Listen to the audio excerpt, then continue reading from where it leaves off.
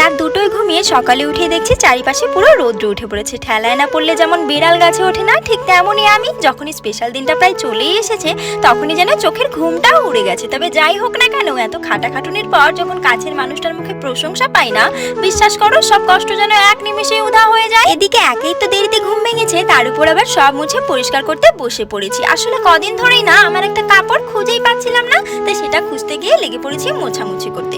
বলে না, নেই কাজ তো খইবার, সেই হয়েছে আমারও অবস্থা। কিন্তু এসব করতে গিয়ে না অনেকটাই বেলা হয়ে গিয়েছিল, তাই তাড়াহুড়ো করে স্নানটা সেরে সমস্ত পুজোর জোগাড় করে নিয়ে পুজোটা কমপ্লিট করে না প্রায় বলতে পারো দৌড়ে দৌড়ে এক বাটি মুড়ি নিয়ে সোজা চলে গেছি পাখিদের খাওয়াতে। যতই চাপ থাকুক না কেন, এই একটা কাজ হাজার বাধা পড়লেও না আমায় আটকাতে পারবে না, কারণ একটা সময় আমি ভালো করেই বুঝেছি না খেয়ে থাকার কষ্টটা ঠিক কতখানি।